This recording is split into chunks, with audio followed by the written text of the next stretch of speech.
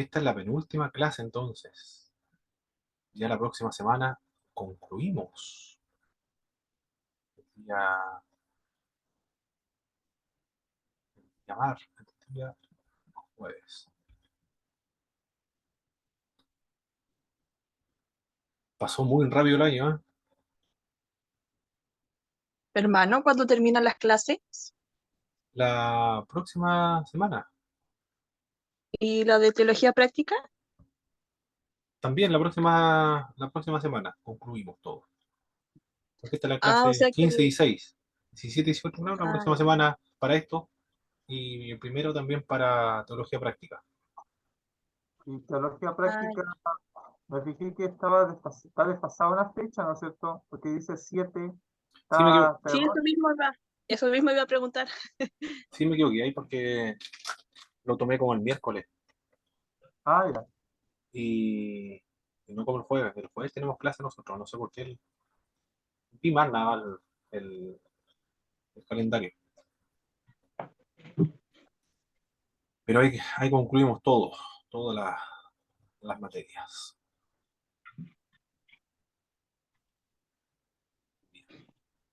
Y después comenzamos de verano. Pero para los hermanos que, que no han tomado el sexto año de Romano y Gálatas, los hermanos que quieran acortar los años de estudios, pueden tomar Romanos y Gálatas.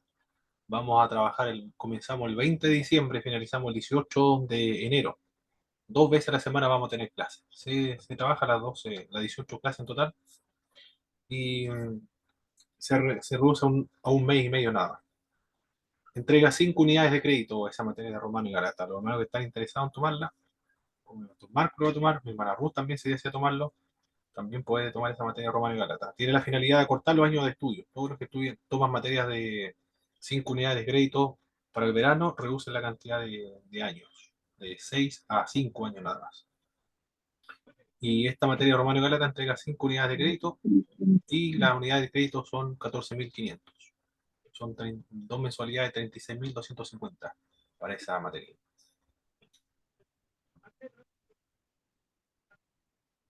La hermana Ruth parece que está hablando, pero no le escucho bien, hermana Ruth. Tener problemas con el micrófono. No, él lo tenía activado solamente, pero no había hablado nada. Ah, perfecto, ya. Pensé que estaba Sí, hablando, hermana sí. Ruth. Ya, muy bien. Muy bien, muy bien. Seguimos entonces con el. Estamos en el capítulo 6, verso del 7. Vamos a trabajar el 7. Aquí me dicen palabra de verdad, en poder de Dios, con arma de justicia, diestra y siniestra. La, aquí, más hermanos.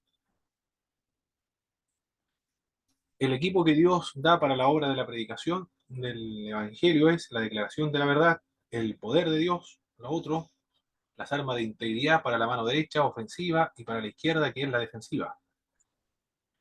Y la forma en que Pablo se dirige a los corintios, les habla con franqueza, dice el verso 11, no les ha negado su afecto hacia ellos, le habló como si fuesen sus hijos.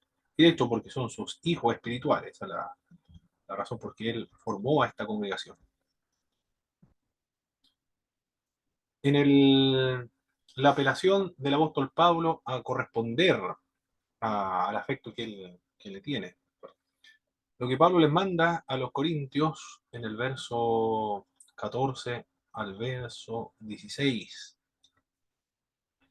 Le dice, no os unáis en yugo desigual con los incrédulos, porque qué compañerismo tiene la justicia con la injusticia, y qué comunión la luz con las tinieblas, y qué concordia Cristo con Belial, o qué parte el creyente con el incrédulo, y qué acuerdo hay entre el templo de Dios y el de los ídolos, porque vosotros sois templo del Dios viviente, como Dios dijo, habitaré y andaré entre ellos, y yo seré su Dios, y ellos serán mi pueblo. Por lo cual salid en medio de ellos, apartado, dice el Señor, no toquéis lo inmundo y yo os recibiré. Me seré para vosotros por Padre, y vosotros me seréis hijos e hijas, dice el Señor Todopoderoso. Así que, amados, puesto que tenemos tales promesas, limpiémonos de toda contaminación de carne, de espíritu, perfeccionando la santidad en el temor de Dios. Lo que el apóstol Pablo le manda a los corintios en esta parte. No formen yunta con los incrédulos, verso 14 al verso 16. Se utiliza ese pasaje bíblico normalmente para aludir ¿a qué se alude normalmente ese pasaje, hermanos? No unáis al yugo desigual con los incrédulos. A los matrimonios, incluso al pololeo. Muy bien. Se alude a eso, ¿eh? De si un creyente comienza a pololear o ponerse de novio. Antiguamente el pololear ya le daban una connotación, parece, ¿no? De ponerse de novio.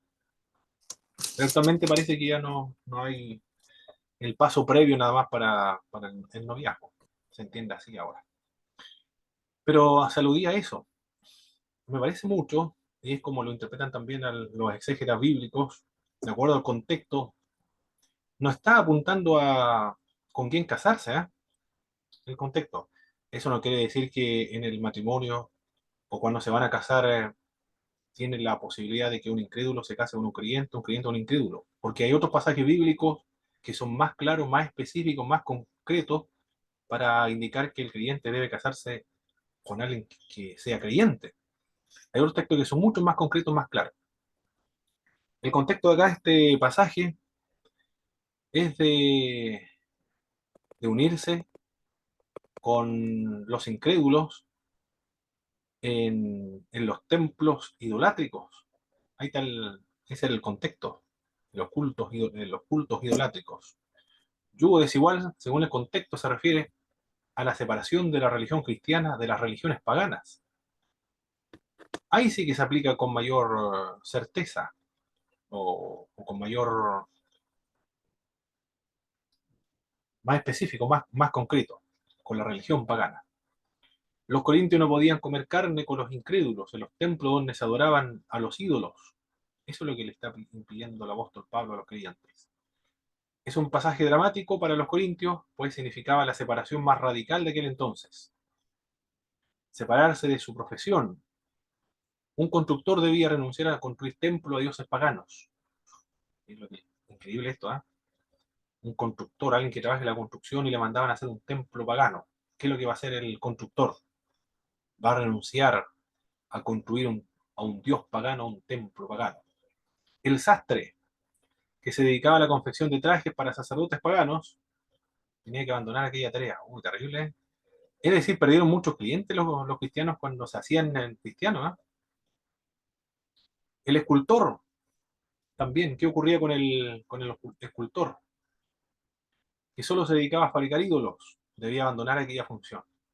Tenía que cambiar su rubro. O si realizaba muchas obras y en una de esas obras le pedían que hiciera un dios, tenía que renunciar también a esa posibilidad. Que eran recursos económicos que entraban para sustentar su hogar. Los soldados que a la entrada de todos los cuarteles ardía una llama en honor a la divinidad de César, o cuando tenían que quemar incienso en el altar de César. Ya era complejo para el creyente hacer esto, para el soldado romano. Cuando se hacían cristianos, era separarse de su trabajo. Un ejemplo moderno, un carpintero tendrá que renunciar a su trabajo de un cantinero, por ejemplo, un cantinero. Tiene que renunciar a su trabajo de cantina, o no sé cómo lo ven ustedes, hermanos, un cantinero, cuando se convierte a Cristo, puede continuar vendiendo vino o seguir con ese negocio de la cantina, o un negocio cristiano que siga vendiendo, que puede ser licores, vinos, cigarros, no Yo sé. creo que no. Estamos ahí, le estamos haciendo daño a la vida de otra persona. Le está haciendo daño a hogares ahí, familias. Sería complejo, ¿eh? Bueno, eso es lo que ocurría en aquella época cuando se hacían cristianos también. Y separarse de la vida social, los amigos que le invitaban a cenar en honor a Serafis, por ejemplo, a un dios griego. El cristiano renunciaba a ese amigo que le invitaba a tomar un banquete en honor a Serafis. El hacerse cristiano en esa época era separarse también de los lazos familiares. Una esposa que se hacía cristiana, el marido incrédulo podía echarla de la casa, la abandonaba. Si los hijos se hacían cristianos o algún pariente se hacía cristiano, lo desheredaba. Muy, muy complejo vivir en esa época. A eso se refiere no tunai a yugo desigual. Tiene que ver con la participación de, del cristiano o de los cristianos en cultos idolátricos. Actualmente sería aplicable este pasaje bíblico, no un haya yugo desigual, a la unión y la participación activa en un culto de otra religión. Es lo que estoy diciendo, ¿ah? De otra religión. Entonces, el ecumenismo que practican las iglesias, no sé, tendría que ser en el catolicismo romano, hermano. ¿Cómo lo ven ustedes en el Te Deum evangélico? No, no el Te Deum evangélico, el Te Deum católico, donde están los musulmanes, hay testigos de Jehová, no sé si hay testigos de Jehová, hay musulmanes, judíos, cristianos, ortodoxos, católicos romanos. Sí, ahí están, esas no recuerdo que si hay otra. Bahá'í también están en eso. Claro que el que está dirigiendo es un cristiano, de todas formas, y se realiza un templo cristiano. Pero supongamos que el cristiano tiene que participar en un movimiento ecuménico donde sea dirigido por un Bahá'í o por un budista o hinduista. Yo creo que ahí ya se aplicaría este pasaje bíblico, no te unáis en yugo desigual. Allá se aplicaría en ese contexto este pasaje de no os unáis a yugo desigual. Porque aquí los cristianos parece que estaban participando con Belial, con los incrédulos de los templos de los ídolos. Eso es lo que dice, acuerdo hay entre el templo de Dios y el templo de los ídolos. La razón por la cual el creyente no debe formar esta alianza con los incrédulos es porque los creyentes son templo del Espíritu Santo. Esta expresión, esta metáfora, templo del Espíritu Santo, se utiliza tanto para referirse a la colectividad como al individuo. Acá se está refiriendo a la colectividad cuando habla acerca de unirse con, con una ramera en un templo idolátrico, ahí sí, en un sentido individual o personal. Acá en el sentido colectivo, sois templo del Espíritu Santo, que se aparten de los incrédulos, pero no de cualquier incrédulo. Porque anteriormente ya el apóstol Pablo se había referido en ese caso, tendría que salir del mundo. Porque siempre va a haber un contacto, una relación con los incrédulos en el trabajo, en cualquier circunstancia, pero que practica la idolatría, porque los creyentes estaban asistiendo a los cultos idolátricos, estaban participando, por lo tanto, en la idolatría. Por eso que el apóstol Pablo le dice que se parten de los incrédulos, que se parten de los incrédulos y que se purifiquen de todo lo que contamina tanto el cuerpo como el espíritu. Externamente entonces era un involucramiento total acá, pero incluso incluía el cuerpo y el espíritu, porque también estaban participando espiritualmente en estos cultos idolátricos. ¿Qué más? Bueno, esto dice en esta sección, del verso capítulo 7, ahora pasemos del verso 7, verso 1 al capítulo 7, verso del 1 al verso 4. Por favor, ¿quién más falta?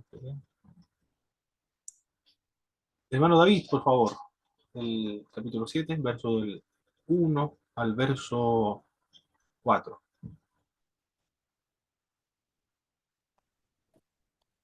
Amén.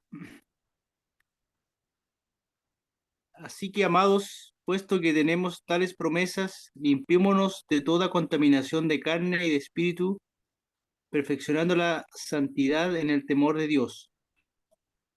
Admitidnos, a nadie hemos agraviado, a nadie hemos corrompido, a nadie hemos engañado. No lo digo para condenaros, pues ya he dicho antes que estáis en nuestro corazón para morir y para vivir juntamente.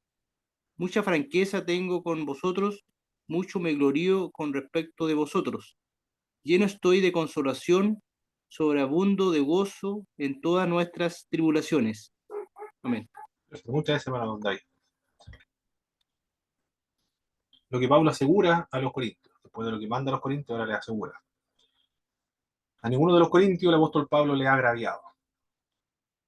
A nadie ha corrompido tampoco, a nadie ha explotado, porque él mismo ha trabajado con sus propias manos cuando fue a fundar la iglesia de Corintios. Les tiene mucha confianza y les hace sentir muy orgulloso de la obra que han realizado. Eso es lo que dice en esta parte del pasaje bíblico. El objetivo y efecto de una carta anterior que había escrito el apóstol Pablo. La causa de la alegría de este hombre, porque ha llegado Tito, nos dice el verso 6 y el verso 7, pero Dios que consuela a los humildes, nos consoló con la venida de Tito. Y no solo con su venida, sino también con la consolación con que él había sido consolado en cuanto a vosotros, haciéndonos saber vuestro gran afecto, vuestro llanto, vuestra solicitud por mí, de manera que me regocijé aún más. Hay un grupo entonces dentro de la iglesia de Corintio que tiene las mismas características de la iglesia de Filipos. Los filipenses eran amigos del apóstol Pablo, y cuando el apóstol Pablo trabajó en Corintio, eran ellos los que lo sostenían económicamente. Y también acá está indicando el apóstol Pablo que hay un grupo que le tiene cariño y empatiza con el apóstol Pablo. Se ha regocijado más todavía. Y esta información se lo trae Tito cuando lo va a visitar. Porque la tristeza que le causó la carta enviada les llevó al arrepentimiento, verso 8 del verso 9. Porque aunque os contristé con la carta, no me pesa, aunque entonces lo lamenté porque veo que aquella carta aún por algún tiempo os contristó. Esa carta es la que con muchas lágrimas, pero causó su efecto porque ellos se entristecieron. Pero esta tristeza no es conforme a la tristeza que causa el mundo. Esta tristeza más bien es la tristeza que lo lleva al arrepentimiento, es una tristeza conforme a Dios. Porque el arrepentimiento está compuesto de hecho de eso, de tristeza, de angustia, de vergüenza, de dolor, de una congoja, un compungimiento del corazón, de sentirse un pecador. Recuerdo que este, este domingo a la mañana estuve pidiendo en la plaza, la feria, acá donde se instalan todos los días domingos, y siempre gente, después que termino de predicar, se acerca y hace preguntas. Algunos cuestionan y otros hacen preguntas, bueno, distintas preguntas. Hay una pregunta que me hizo el joven fue, ¿por qué yo no me logro acercar a Dios? Me dijo. Me lo dijo con convicción, con sinceridad. ¿Por qué yo no logro acercarme a Dios? Quiero acercarme a Dios, pero no puedo, me decía el joven. Todos mis familiares son cristianos evangélicos, participan en una iglesia pentecostal en el campo, pero yo no puedo, trato de esforzarme, pero no puedo. Algo que me impide acercarme. Yo lo seguí escuchando para saber qué es lo que le impedía acercarse. Si yo soy una buena persona, no lo he hecho mal a nadie, y me decía, por ahí va el tema entonces. Se consideraba una buena persona. Y para acercarse a Dios no hay que considerarse una buena persona, sino primero sentirse un pecador. Debe darse cuenta de que es un pecador, de que está alejado de Dios. No hay ninguno bueno, sino solamente bueno. Cuando se dé cuenta de que es pecador, entonces va a surgir la necesidad de un Salvador. De lo contrario, no podrá acercarse a un Salvador. El pecado, eso es lo que produce. Tiene que una persona darse cuenta de que es pecador. Pero también tiene que sentir tristeza por el pecado. Y se produce el arrepentimiento cuando se ha abandonado el pecado y se ha vuelto a Dios. Y es una obra que el Espíritu Santo de Dios, en definitiva y en última instancia, produce. No lo producimos nosotros con nuestros propios esfuerzos. Tiene que haber el querer, una intención, pero después de todo, es el Espíritu de Dios el que convence de pecado, juicio y justicia a nosotros, una obra que Dios hace. ¿Y por qué Dios obra en algunos y en otros no? Por la obediencia. Si hay una sinceridad en el corazón de querer obedecer a Dios, Dios le va a dar el don de arrepentimiento. Si hay un deseo, una intención de arrepentirse y creer, Dios le va a dar ese deseo. Pero tiene que primero tener esa convicción de pecado. Y lo produce el Espíritu Santo de Dios. Pero Dios se lo va a dar al que quiera obedecer realmente y verdaderamente. Y esta carta que le envió el apóstol Pablo a los Corintios les entristeció. Pero según Dios, le entristeció según Dios, para arrepentimiento, lo dice el apóstol Pablo acá. Sino porque fuisteis contristados para arrepentimiento, porque habéis sido contristados según Dios, para que ninguna pérdida padeciese por vuestra parte. En ese sentido, la tristeza cumple un buen objetivo de llevar a una persona al arrepentimiento. Esa es la tristeza según Dios, no según el mundo. Por la gran preocupación para que se haga justicia, lo dice el verso 11. Porque si aquí esto mismo de que hayáis sido contristados según Dios, ¿qué solicitud produjo en vosotros? ¿Qué defensa, qué indignación, qué temor, qué ardiente afecto? ¿Qué celo, qué vindicación? En todos habéis mostrado limpios en todo este asunto. Porque los corintios fortalecieron el espíritu de Tito cuando les visitó, lo dice el verso 13. Por esto hemos sido consolados en vuestra consolación, pero con mucho más nos gozamos por el gozo de Tito, que haya sido confortado su espíritu por todos vosotros. También porque puede confiar plenamente en ellos, en los corintios. Se lo menciona el verso 15, su cariño para con vosotros es aún más abundante cuando se acuerda de la obediencia de todos vosotros, de cómo lo recibisteis con temor y temblor. Me gozo que en todo tengo confianza en vosotros. Hay un grupo, entonces, que es el grupo de la mayoría que está dentro de esta iglesia de Corintios, que tiene muy buena voluntad hacia el apóstol Pablo, hacia los apóstoles, hacia Tito, le tiene cariño, le tiene afecto.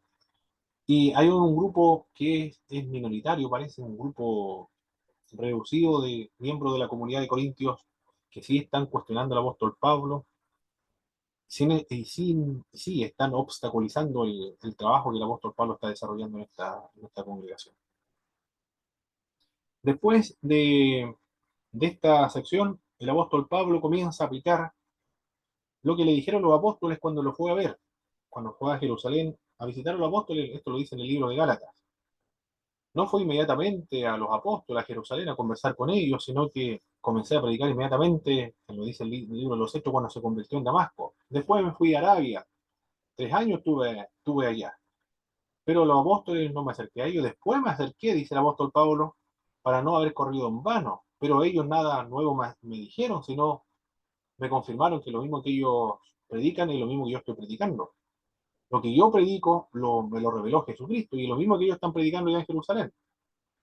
Lo único que me dijeron, dijo el apóstol Pablo en el libro de Gálatas, es que me acuerde de los pobres. Y yo lo he hecho con, con mucha, con esmero o con mucha dedicación, dice el apóstol. Me he dedicado a hacer esta obra que ellos me encomendaron, de atender a los pobres, ayudar a los pobres de Jerusalén, porque venía un hambre sobre Jerusalén y él va a comenzar a recolectar una ofrenda. Cuando visita las iglesias, una de estas Roma, el apóstol va a recolectar una ofrenda para los santos de Jerusalén y aquí es lo que esta sección es la que vamos a trabajar. Vamos, hermano, un falta, hermano Christopher, por favor, vamos a dar lectura. Estamos en el capítulo 8 del verso 1 al verso 5. Y después el pastor Marcos, por favor, del verso 6 hasta el verso 15.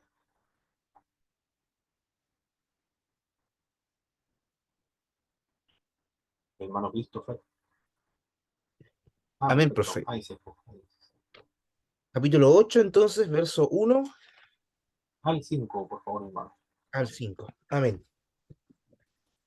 Dice así: Asimismo, hermanos, os hacemos saber la gracia de Dios que se ha dado a las iglesias de Macedonia, que en grande prueba de tribulación, la abundancia de su gozo y su profunda pobreza abundaron en riquezas de su generosidad. Pues doy testimonio de que con agrado han dado conforme a sus fuerzas, y aún más allá de sus fuerzas, pidiéndonos con muchos ruegos que les concediésemos el privilegio de participar en este servicio para los santos. Y no como lo esperábamos, sino que asimismo se dieron primeramente al Señor y luego a nosotros por la voluntad de Dios.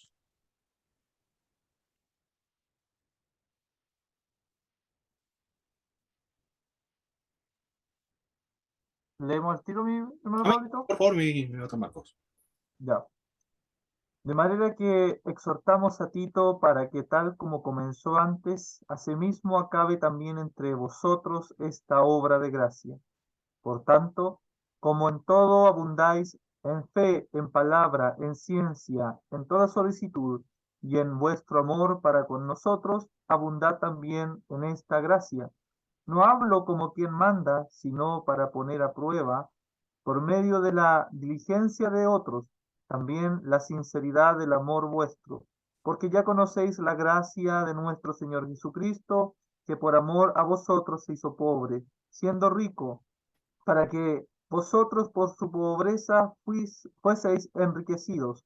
Y en esto doy mi consejo, porque esto os conviene a vosotros, que comenzasteis antes, no solo a hacerlo, sino también a quererlo desde el año pasado.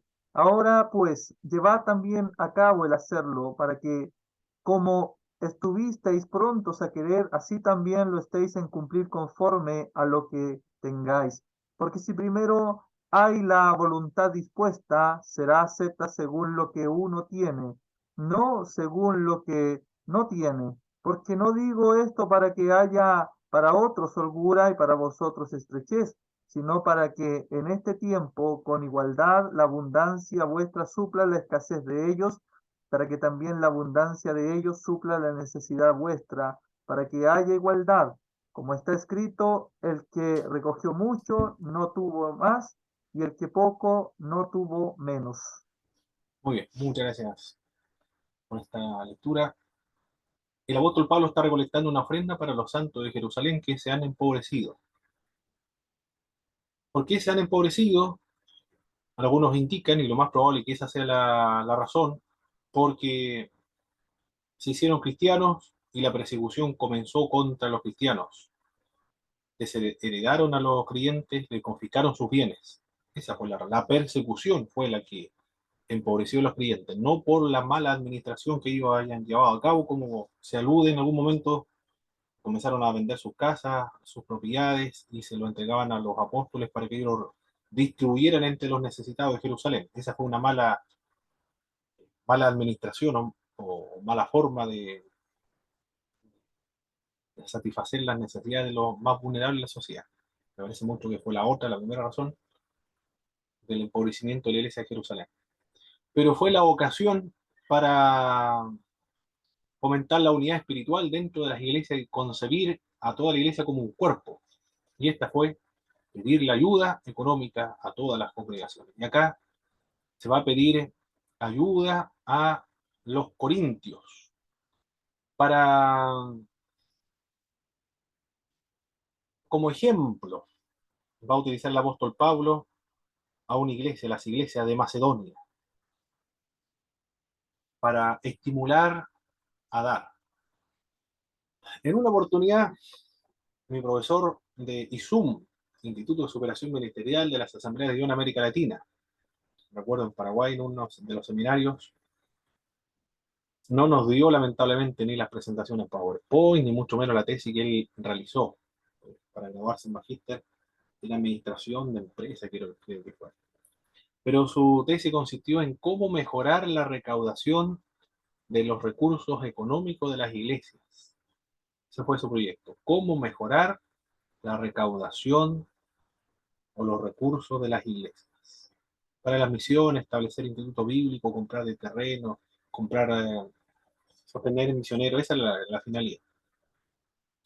Él durante un año completo estuvo viendo todas las iglesias en América Latina y se ponía con unas cámaras y grababa toda la situación de cómo se recaudaba los fondos en las iglesias. ¿Por qué él no nos dio la presentación ni en la tesis? Para no ser acusado de manipulación. Porque él decía, son para mejorar los recursos económicos, las entradas económicas. Pero lo que yo recuerdo fue lo siguiente. Quizá le sirva a más de algunos, como los hermanos que están en una congregación, cómo mejorar las entradas económicas de su iglesia. El gran obstáculo que dijo el profesor, el gran obstáculo al momento de la recaudación de fondos, de las ofrendas, son los músicos de la iglesia, son los grandes obstáculos. Normalmente en nuestro culto, cuando pedimos la ofrenda, vamos a cantar un coro para recolectar la ofrenda, o una alabanza. Pero eso dijo es el, el- un entorpecimiento, es la peor estrategia para recolectar las ofrendas. Él lo vio, observó. Primero ve las asambleas de Dios en toda América Latina. Porque cuando comienzan a cantar, a tocar los hermanos, lo que hacen los hermanos comienzan a adorar así, a levantar las manos, cierran los ojos. Entonces pasa el ofrendero y ve que alguien va pasando al lado, rápidamente pone su mano en el bolsillo y lo deposita. Rápidamente, para seguir adorando al Señor. Otros no se dan ni cuenta, están adorando al Señor en el momento de pasar la ofrenda. Ese era el gran obstáculo que él comenta. Lo otro, viendo interrumpía este acto solemne de la recolección de ofrendas. Otra estrategia que él implementó fue, para mejorarla, que no hubiese música, sino que hubiese un silencio total. Eso fue el que implementó, porque el gran obstáculo era la música, los músicos. Por lo tanto, al momento de recolectar la ofrenda tiene que haber un silencio total, una solemnidad, un acto solemne. No música, algo que lo interrumpa, sino concentración total al momento de dar. No ninguna interrupción. La música interrumpe, o la alabanza interrumpe. Y luego, de acuerdo a la idiosincrasia, él viajó a España y vio que en España cualquier cosa que compraba, un lápiz, un sacapunta, un lápiz, por ejemplo, como este, algo pequeño, todo lo envolvían en un sobre, todo lo daban en un sobre. Cualquier cosa que compraban, él lo vio en España, tomaban un sobre y lo echaban ahí, un lápiz, por ejemplo, y se lo daban al cliente. Porque los españoles aborrecen dar algo o vender algo sin que esté envuelto en un sobre, en una bolsa, en algo. Por lo tanto, ¿qué estableció mi profesor? Que las iglesias latinoamericanas, como son de cultura de la madre patria de España, también adoptaron esa misma idiosincrasia. Los latinoamericanos aborrecen dar algo, aunque sea muy pequeño, suelto. Siempre tiene que ir en sobre. Por lo tanto, estableció la ley del sobre. Entonces, cuando se recolectan las ofrendas, tienen que hacerse en sobre. Aún no importa, dijo, no se va a perder recursos, aunque puede tener un costo el sobre, pero los hermanos cuando se le pasa un sobre, ¿qué cree que van a echar al sobre los hermanos cuando se le da un sobre? ¿Qué creen ustedes, hermanos, que van a echar al sobre? Cuando usted recibe un sobre, Dinero. Billetes. billete, va a renunciar a la posibilidad de dar una moneda porque ya es molesto, es más pesado y se nota también la moneda. Entonces va a tener la intención de echar un billete ahí, echar un billete. De 300 personas, lo más probable es que lleguen dos echen moneda. El sobre no se va a perder. Todas las ofrendas, todo, ofrenda, primera, segunda ofrenda, cualquier ofrenda, todo tiene que ser en sobre. Eso es el otro método que él estableció, el sobre. La ley del sobre. Lo otro es que antes de recolectar la ofrenda, tiene que pasar una persona que tenga ciertas habilidades. Por eso que él tenía miedo de ser acusado de manipulación. Pero la idea, la intención de él era mejorar la recaudación de dinero en las iglesias para sustentar la obra. Era una persona que tuviese habilidades comunicativas, que fuera entusiasta, motivador, que fuera apasionado. Y tenía que hacer 3 cosas. La primera, tenía que contar un versículo bíblico relacionado con el dar. Aquí, por ejemplo, este texto bíblico, estoy hablando de estos temas por de la recolección de las ofrendas para ayudar a los santos de Jerusalén. Tiene que ser un versículo bíblico. Este puede servir. Este texto bíblico que estamos analizando ahora. Luego, una ilustración de alguien que dio. Un versículo bíblico, una ilustración. La ilustración es de algo que haya ocurrido en la actualidad. Y lo otro, la aplicación. 3 cosas. Eso es lo que debe hacer la persona que va a fomentar o a incentivar a ofrendar. Que no era el pastor, sino que tenía que ser un hermano que tuviese estas cualidades, estas características y que debía realizar esas 3 acciones. Cuando se implementó esto, de estos 3 procedimientos que empleó mi profesor, al momento entonces de recolectar la ofrenda, se callaron todos los músicos. No, no tocó ni un sonido de guitarra, nada. Ni una cuerda de guitarra sonaba. Un silencio total, una solemnidad total. Está el ofrendero delante. Y luego los pasilleros iban entregando todo, a todos los hermanos van entregando los sobres. Los que están adelante preguntan, ¿a quién le falta el sobre? Que levante la mano. Entonces, el que falta los sobres, levanta la mano. Y allá va corriendo alguien le va a darle un sobre. Entonces, después pasan la ofrendera recibiéndolo todos los sobres. No hay ninguno que quede sin entregar el sobre. Eso es lo primero. Y después que todos hayan dado el sobre, hayan ofrendado, después de eso, recién comienzan a tocar los músicos, los coristas de la iglesia. Y bueno, y con sobres. Pero antes de eso, había una persona que pasaba adelante y cumplía estos 3 requisitos. Y así se implementó en las iglesias de Latinoamérica y se recaudó importantes sumas de dinero para comprar propiedades, con propiedades para iglesias, para sostener los misioneros, comprar terrenos para los institutos bíblicos y fundar institutos bíblicos también en países donde no existían, las asambleas de Dios. Fue realmente extraordinario el trabajo que él realizó. ¿Qué opinan con respecto a eso, mis hermanos? A esa estrategia de mi profesor. Probada, estudiada y probada. Y así se graduó él de administración de empresas, implementando esa estrategia en las iglesias evangélicas de América Latina.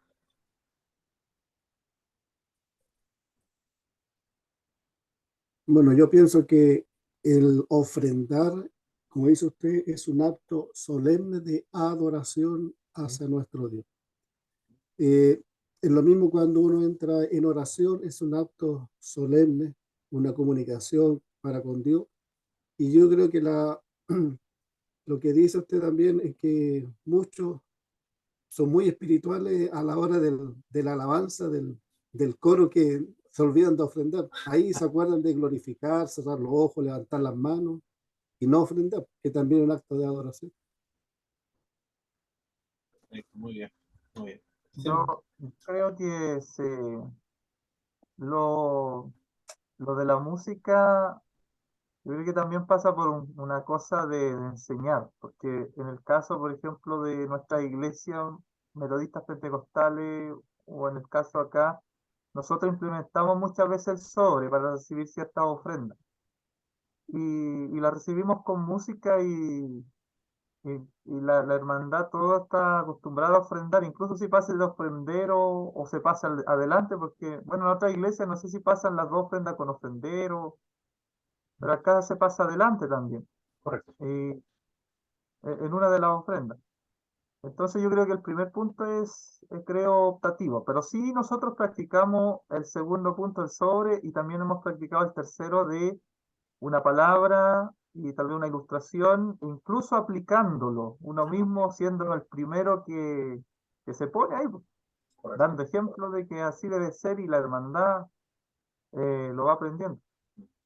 Pero sí, yo creo que son puntos válidos. Tal vez el primero creo que va de la mano mucho de la forma de la iglesia. Hay iglesias que a lo mejor les va a afectar más el tema de la música, otras no.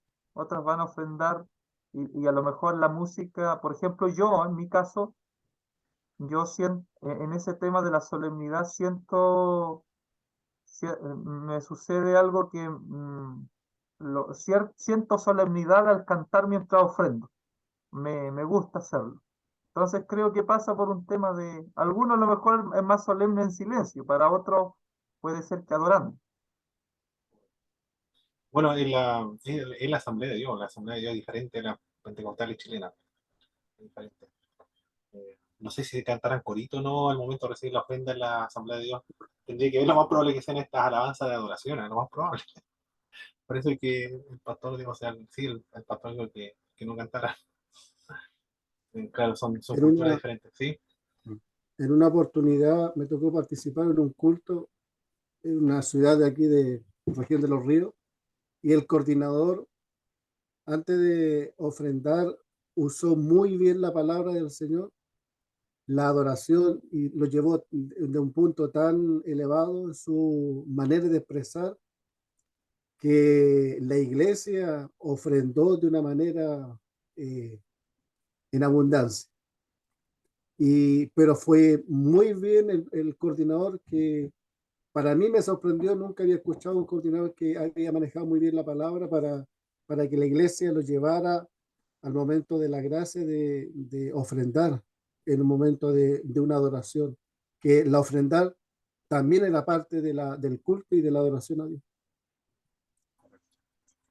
Perfecto, mi hermano. Muchas gracias por su No, intervención, antes muy relevante. hermano. Adelante, hermana Belén. No, es que, bueno, por lo menos en nuestras iglesias se canta un coro que alude a la ofrenda, a incentivar a los hermanos. Seguramente en las asambleas cantan algún otro tipo de adoración que no, que los invita más a adorar, más que a cantar algo que esté relacionado con la ofrenda. Eso no me iba a decir. Lo más probable. ¿Eh? Bueno, yo estuve en muchos cultos de la asamblea de los seminarios que anduve. No me percaté de eso al momento de la ofrenda. No recuerdo. Pero no se cantan coritos, pura alabanza. O sea, alabanza rápida de Marco Witt o de adoración. Parece que ahí estaba el problema de las alabanzas, de la adoración. Lo invitaba a los hermanos a orar y por eso levantar las manos y se le olvidaba ofrendar. Pero acá en nuestras iglesias está el corito en ese momento. El, la generosidad de los macedonios, el apóstol Pablo presenta un ejemplo. La iglesia de Macedonia. Observe la iglesia de Macedonia. ¿Por qué presenta la iglesia de Macedonia como ejemplo para estimular a los corintios a dar? A pesar de su extrema pobreza, mire, el apóstol Pablo está elogiando la generosidad de la iglesia de Macedonia. Alguien podría decir, a pesar de su extrema pobreza, por eso dice en el verso, que en gran prueba de tribulación, abundancia de gozo y su profunda pobreza, dice la Reina Valera. Alguien puede decir, esta iglesia de Macedonia se le está exaltando su generosidad, resaltando, enfatizando su generosidad. ¿Habrá tenido un espíritu de pobreza, o que aquí se está diciendo a pesar de su profunda pobreza? Porque la doctrina de la prosperidad dice que los cristianos que son pobres tienen un espíritu de pobreza, una maldición, tienen un espíritu, están maldecidos con el espíritu de pobreza, por eso están así, le falta la fe. Aquí el apóstol Pablo, no, por lo menos a esta iglesia de Macedonia, no se le está reprochando la falta de fe, ni tampoco se le está reprochando de tener algún espíritu de pobreza, más bien se le está homenajeando, se le está usando como ejemplo de, a pesar de su profunda pobreza, fueron capaces dar donativos para sus hermanos que estaban pasando dificultad igual que ellos allá en Jerusalén. Lo dieron, ¿eh? Estaban muy complicados de tema económico lo de Jerusalén. Ellos estaban en la misma situación, pero ofrendaron igual para ellos, ¿eh? A pesar de su extrema pobreza. No hay una acusación acá a esta iglesia de falta de fe o un espíritu de pobreza, sino más bien se le está usando como ejemplo de generosidad. La razón, están desbordados de alegría ellos, la abundancia de su gozo. Están en prueba y están en tribulación, pero en medio de las pruebas, en medio de la tribulación, su gozo abunda, me dice el pasaje bíblico. Están gozosos. Es el secreto del crecimiento de las iglesias, ¿eh? El gozo del Señor es mi fortaleza. Las iglesias cuyos hermanos se destacan por la alegría son las iglesias que crecen. Pero las iglesias que los hermanos se caracterizan por no expresar alguna alegría, si están tristes, están contentos, están preocupados o no, hay una indiferencia, no van a crecer, o la gente le gusta llegar a una iglesia donde lo reciban con amabilidad, con cariño, con alegría, con gozo, que demuestren que son creyentes, son felices. Acá esta iglesia abunda en gozo. Yo Y lo que vieron puedo entender, ¿sí, hermano Jaime? perdón, mi hermano, yo lo que puedo ahí más o menos sacar de este versículo, no lo que lo enseña este versículo específico, no lo que debemos dar, sino la forma como debemos dar. Y aquí dice ellos que fueron de una profunda generosidad. Y yo creo que eso lo que recalca es la forma de dar, no lo que uno da, sino como la forma, lo que va, lo profundo del corazón, que uno debe dar con gozo, con alegría. Así es. Y con una alegría desbordante. La imagen que se le viene a la mente a uno de desbordante, se desborda de alegría. Dieron espontáneamente. Dijo, vamos a llevar a los santos que están en Jerusalén. Inmediatamente los hermanos comenzaron a ponerse en la tarea de ofrendar a la iglesia de Jerusalén. Espontáneamente.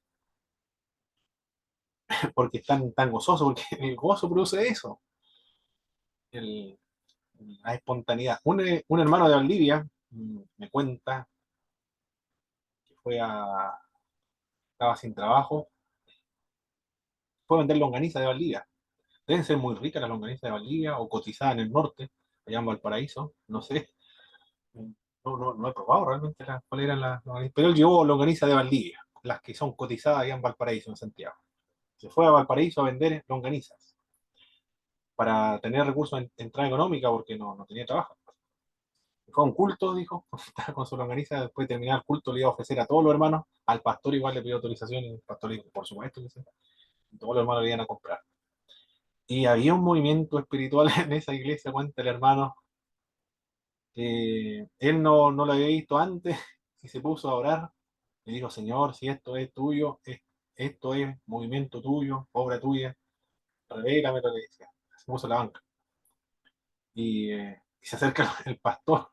Él no estaba hablando en voz alta, sino en su corazón, nada. Se acerca el pastor y dijo, hijo mío, hace un momento atrás tú estabas preguntándote si esto era de Dios o no. Yo te digo que esto es genuinamente y auténticamente de Dios.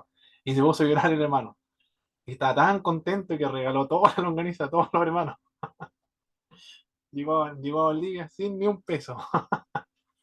De puro gozo, dijo él. Muy gracioso, pero de tanta alegría, tanta felicidad que tuvo, que le dio ese, que el Señor le haya hablado, que regaló toda la longaniza a todos los hermanos. Pero eso es lo que produce el gozo, dar. Se da con alegría, espontáneamente. Cuentan los hermanos cuando hay proyectos de construcción de iglesia, han donado refrigeradores y autos también. Así, Autos y refrigeradores. Nuevos, refrigeradores nuevos lo van a donar para para la construcción del templo. Así se han construido los templos en nuestro país, ¿eh?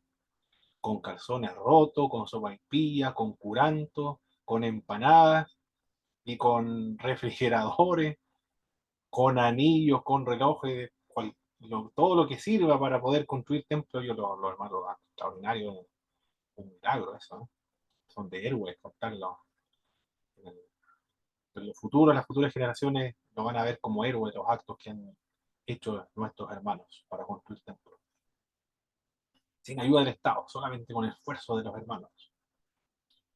Y también nos dice el texto bíblico, verso 3, dieron más de lo que podían ellos, dieron más de sus fuerzas, en el verso 3. Pues doy testimonio de que con agrado han dado conforme a su fuerza, y aún mucho más de su fuerza, dice el apóstol Pablo. Con este ejemplo de la Macedonia, cualquiera queda entusiasta para dar. Aquí está tratando de persuadir a los corintios de que den, siguiendo el modelo y el ejemplo de los macedonios. Y también le dice el apóstol Pablo que ellos consideraban un privilegio ayudar a los santos. Claro, no son cualquier persona, ellos son los santos. No el hecho de que sean de Jerusalén, sino porque son hermanos, son creyentes, son hermanos nuestros, nacidos de nuevo. Por eso que dijeron, es un gran privilegio el poder ayudar a los hermanos. Hicieron mucho más de lo que los apóstoles esperaban en el verso cuarto punto B. Los sorprendieron a los apóstoles, la generosidad de los macedonios. Por lo tanto, ahora el apóstol Pablo, después de presentar aquí, encontramos un ejemplo de cómo pedir las ofrendas, o motivar a una ofrenda generosa de las iglesias, para construir templos, compra de terreno, compra de literatura, mejorar la infraestructura, bueno, todo lo que amerita el ministerio. Apela ahora a los corintios, el verso 7. Apela a sus virtudes. Ellos abundan, ustedes abundan, le dicen, fe. ¿Quién podría decir lo contrario si ellos tienen todos los dones espirituales? Hay un desorden, pero ya se arregló ya en la primera carta. Se solucionó ese desorden.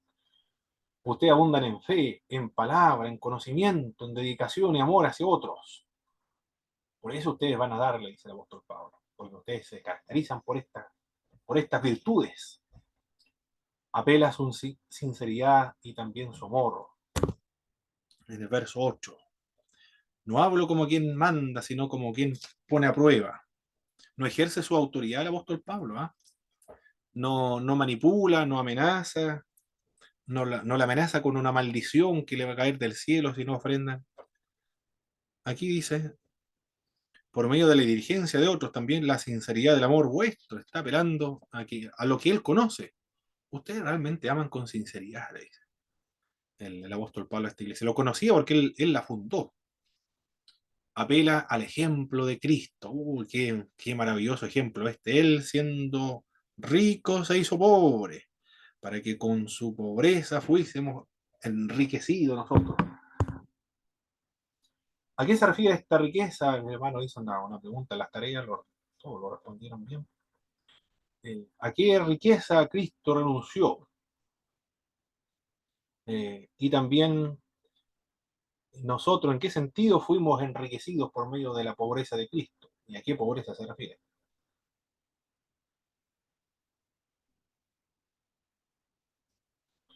¿Quién respondió esa tarea? A la riqueza, a la majestad de la gloria divina en la cual él estaba. Y si bien él no deja de ser Dios, pero él, como dice Filipenses, está muy de la mano con Filipenses, que él no estimó el ser igual a Dios como cosa que aferrarse. Y se vuelve siervo. Se identifica con nosotros al hacerse pobre, tomar forma humana, tomar una forma débil. Correcto. Y en eso nos deja ejemplo a nosotros, para enriquecernos con el Evangelio de Jesucristo, la riqueza del Evangelio. Muy bien. A esa riqueza se refiere la riqueza del Evangelio. La regeneración, salvación, justificación. No está aludiendo a recursos materiales. En la teología de la prosperidad, Cristo se hizo pobre para que nosotros fuésemos enriquecidos. Pero ellos ven la riqueza de los trajes, temas materiales. Los cristianos entonces van a usar los mejores trajes, los más caros, los mejores relojes, van a andar en los mejores autos y van a vivir en las mejores casas, van a tener los mejores negocios, van a ser los mejores. El espíritu de la competitividad está ahí. Es la misma cultura, la misma cosmovisión de la posmodernidad. Ellos lo han barnizado con el cristianismo. La competencia, el hiperindividualismo, el materialismo, el consumismo, todo eso que son valores de la posmodernidad, del secularismo, de la gente incrédula, ahora lo han consagrado o le han barnizado, le han dado su bendición cristiana con esta doctrina de la prosperidad. Eso es la doctrina de la prosperidad, es eso en el fondo. Y todo lo ven, bendición, riqueza, todo lo ven en esos términos materiales, de riquezas económicas, pero no de la riqueza del evangelio. Se pierden la riqueza del evangelio, yo creo, al ponerle mucho énfasis a esa parte del material. Bueno, también hay milagros económicos, pero acá evidentemente que no se refiere a esa riqueza material, sino se refiere a la riqueza propia del evangelio, de lo que produce el evangelio en el ser humano, de la obra de Cristo en la cruz. Ya es el ejemplo de Cristo. Hicieron más. Bueno, ¿dónde estamos nosotros? Aquí. Apela al ejemplo dejado por Cristo. Apela que ellos fueron los primeros en dar.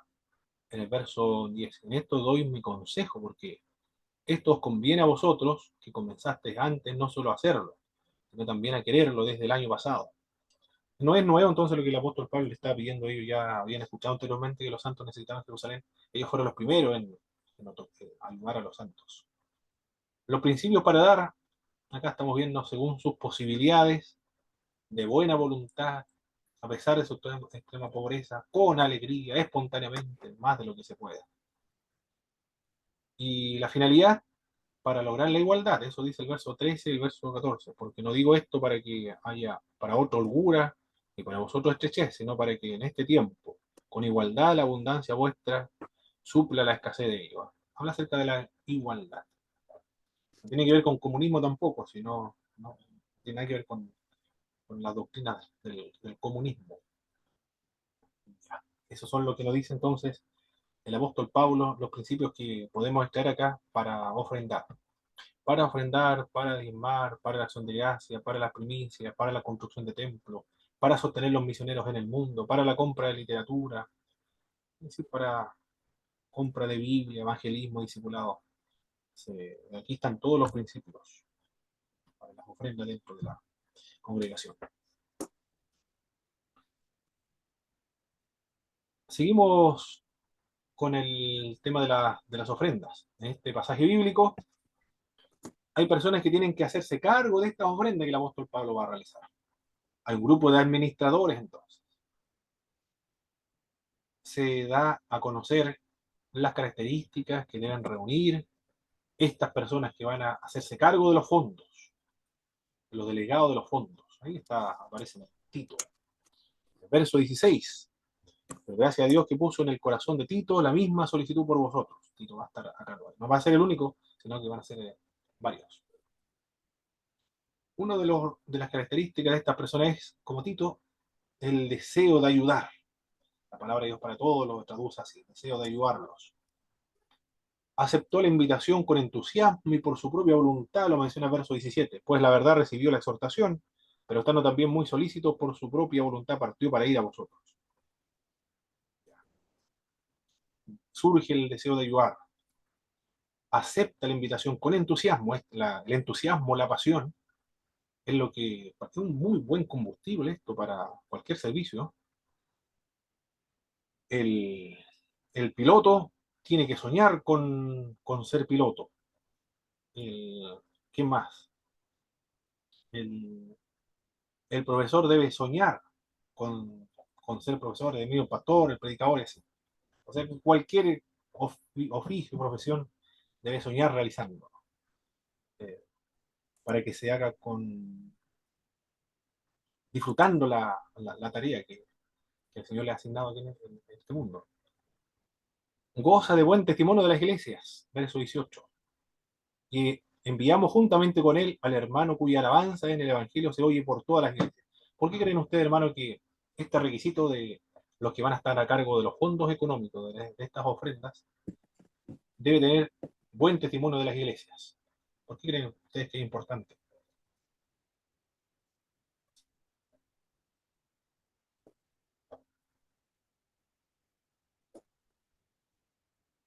Si hay mal testimonio, se dude que van a ofrendar los hermanos. Se van a mandar a Claro, cambiar por la ofrenda. no van a ofrendar. La idea es que ofrenden y le lleven los donativos a los hermanos de Jerusalén. Pero si hay un hermano que tiene mala reputación, entonces no va a haber muchas ofrendas. Los hermanos van a tener desconfianza. Es muy importante alguien que tenga buen testimonio de las iglesias. Mira, aquí estamos hablando acerca de las personas que van a administrar los fondos, los que se van a hacer cargo de los fondos de una congregación. En el verso 19, estas personas fueron elegidas por la iglesia. Y no solo esto, sino que también fue designado por las iglesias como compañero de nuestra peregrinación para llevar este donativo que es administrado por nosotros para la gloria del Señor mismo y para demostrar vuestra buena voluntad. Estamos viendo una iglesia griega, una iglesia de Corintio, que tiene la cultura griega. Aquí estamos viendo algo democrático, ¿eh? Una acción democrática. El apóstol Pablo envía a Tito, pero la iglesia también escoge a un grupo de personas para que se hagan a cargo de esta tarea de la administración de los donativos para los santos de Jerusalén. Aquí no estoy indicando de que la organización eclesiástica sea democrática o congregacional y la presbiterial y episcopal estén erradas. Solo digo que en esta iglesia, en particular la de Corintio, por las características que tienen las tradiciones, porque está en un contexto griego, el método para organizarse es de acuerdo a su propia cultura, que es la democrática. Pero en otras, como la de Jerusalén, ahí vemos un modelo más episcopal. Y en otras iglesias donde vemos un conjunto de ancianos, ahí vemos otro modelo de organización de las iglesias que son las presbiteriales. Por lo tanto, en la Biblia vemos distintos modos de organización de las iglesias. La finalidad de los fondos es para glorificar al Señor, dice el verso 19. Es para la gloria de Dios. Han sido cuidadosos para evitar las críticas del verso 20, evitando que nadie os censure en cuanto a esta ofrenda abundante que administramos. Han tratado de hacer lo correcto en el verso 21, siempre están dispuestos a ayudar y honran a Jesucristo. Esas son todas las características que deben reunir aquellas personas que se van a hacer cargo de la administración de los fondos para la colecta o los donativos para los santos de Jerusalén. Algunas iglesias que tienen grupos de un tesorero o tesoreros, de aquí sacan las características que deben reunir aquellas personas que se van a hacer cargo de los recursos de una congregación. Principalmente de las iglesias bautistas, por ejemplo, tienen este tipo de organización. En el capítulo 9, ahora, aquí ruega el apóstol Pablo, mi hermano Jaime, por favor, el capítulo 9, verso del 1 al verso 5.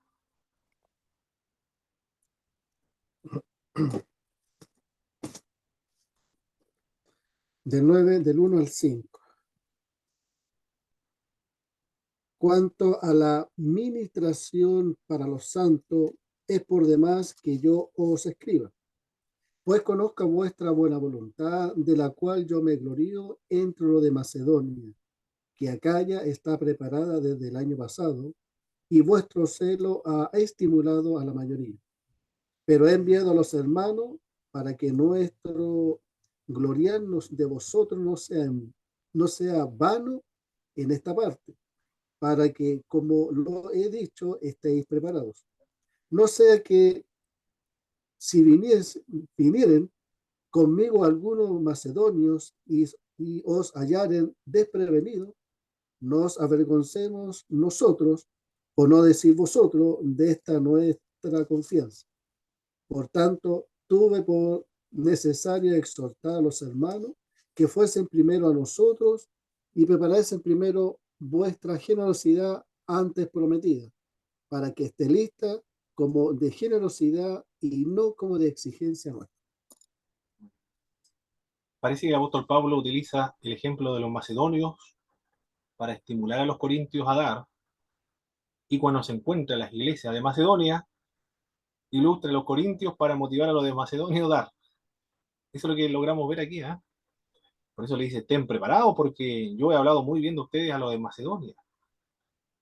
Si viene uno de ellos y después ustedes no están preparados, ¿me voy a avergonzar yo? ¿O deberían ustedes también avergonzarse? Porque yo he hablado muy bien de ustedes, de su generosidad también.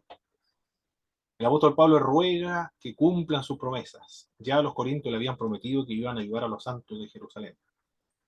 Y tienen que estar preparados, es decir, tienen que estar muy bien organizados.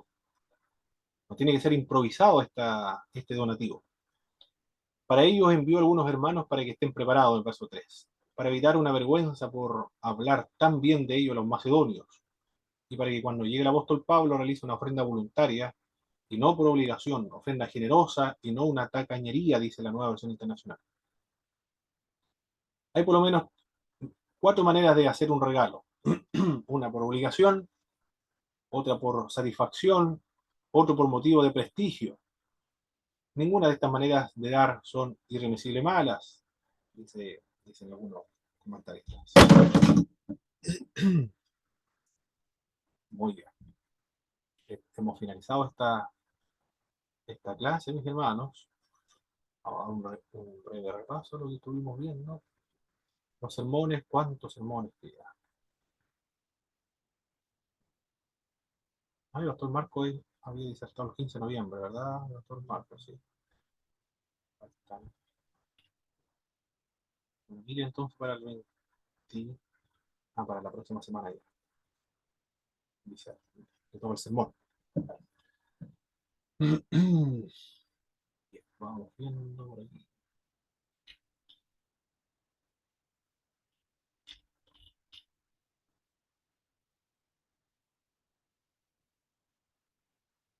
Ya. El apóstol Pablo se dirige a los corintios con franqueza, no les ha negado su afecto, le ha hablado como a hijos. ¿Qué es lo que les manda el apóstol Pablo a los corintios? Que no se junten con los incrédulos. Exactamente, no os unáis en yugo desigual, porque comunión venial con Cristo. Muy bien. Los templos idolátricos estaban participando los cristianos. ¿Qué más? Que los cristianos se aparten de los incrédulos, muy bien. a los que practican idolatría. Perfecto, no de cualquier incrédulo, sino de aquellos que practican la idolatría, o no sean participantes juntamente de los templos idolátricos con los incrédulos.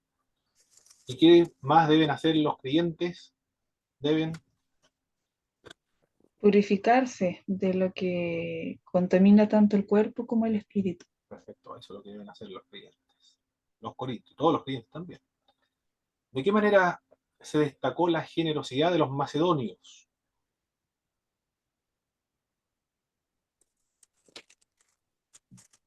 Dieron a pesar de su extrema pobreza. Perfecto, ¿qué más?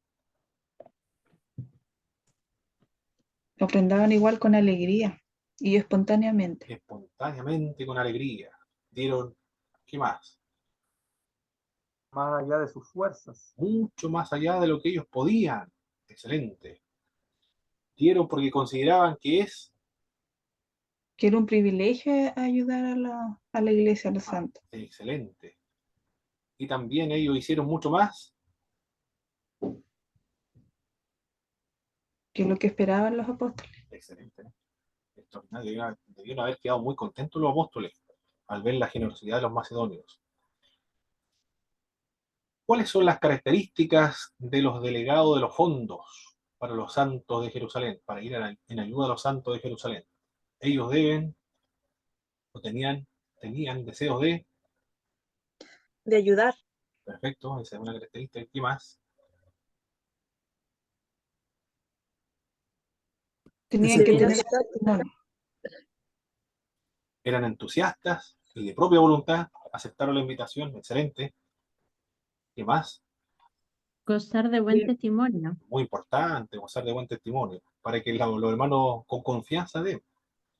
Muy bien, ¿qué más? Eran elegidos por la iglesia. La iglesia lo elegía, excelente. Tenían que ser honrados. Honrado, perfecto. Honrar a Cristo, siempre dispuestos a ayudar. Y con toda esta obra ellos glorificaban. Es una forma de glorificar Honraban a Cristo. a Dios y honraban al Señor Jesucristo. Muy bien, mi estimado hermano. Eso es lo que teníamos que ver en esta clase. La próxima semana es la última clase ya. Finalizamos Epístolas Paulinas 1 y también rendimos el examen final. Saco los promedios y envío los récords a todos sus correos. También para el 17